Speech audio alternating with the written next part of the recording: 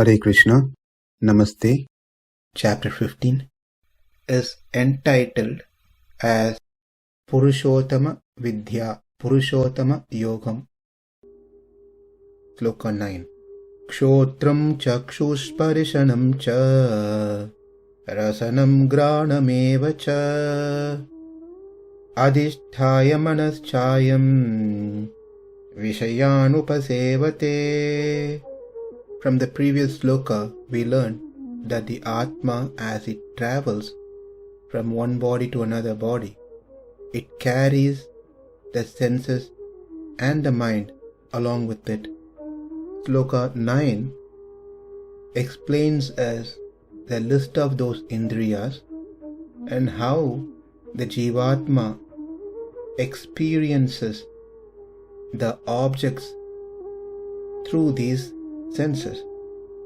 I am this self, this Atma, manaś, the mind, śrotraṁ, the ears, cakṣuḥ, the eye, sparśanaṁ, the organ of touch, rasanaṁ, ghrāṇam, cāyaṁ, and also the tongue and the nose, adhiṣṭhāya, dispatching these senses here and there, viṣayān, the external sense objects, upasevate, continuously experiences.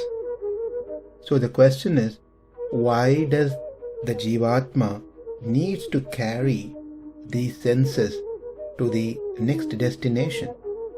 Simple answer is to continue its business of experiencing various pleasures through these senses. Therefore, the sloka says, the living entity takes another body along with the carried senses and mind. Sense to hear, sense to see, sense to touch, sense to taste, and sense to smell, so that the Jivatma can continue experiencing the respective sense objects through those senses. That is, through the sense of hearing, he hears nice sounds in the form of songs or his own glories from others. He experiences a sense of happiness. Through the sense of eye, he sees beautiful forms and he experiences joy.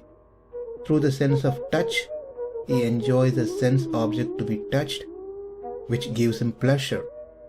Through the sense of taste, he enjoys some palatable eatables or drinks and satisfies his belly. And through the sense of smell, he smells nice fragrance and finds pleasure from it. Adhiṣṭhāya, meaning able to command, order, or dispatch instructions. So, the Jivatma makes these senses carry out their functions respectively. To experience sound and other sense objects, the Atma needs the service of these indriyas. He controls them through the common factor called mind. Mind is common for all these five senses: ears, hands, eyes, tongue, and nose. The mind is a device for memory and it is an internal organ, whereas the ear, eye, nose, etc. are external organs. If the living entity wants to enjoy a beautiful form, he directs the mind and engages the eyes to see the beautiful form, which is an external object. Likewise, if he wants to hear something nice, he directs the mind, and through mind he engages the ears to hear some nice sounds.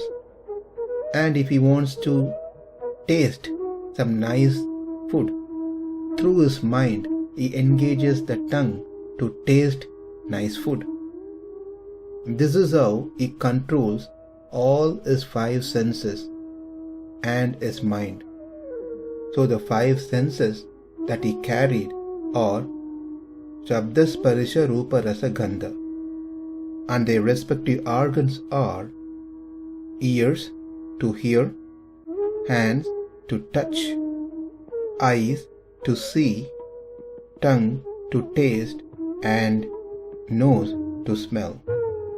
As he carried these senses from the previous body to the current body, he starts engaging them in their respective activities. To see beautiful form, to hear nice sounds, like that. As he engages them, he starts accumulating karmas. And based on his accumulated karma, he takes another body. As he goes to another body, because of his karma, he takes along these senses and mind to the next destination. Over there, with the new body that he got, he continues to do the same job of engaging these senses for his enjoyment and start accumulating new set of karmas. And based on the accumulated karma, he moves on to another body along with the senses and mind. Over there, he continues to enjoy the sense objects through the senses that he carried. And this cycle keeps continuing. So that opens up the question, what is the fundamental reason for all these sufferings that the living entities has to go through? What is that main cause for all these sufferings?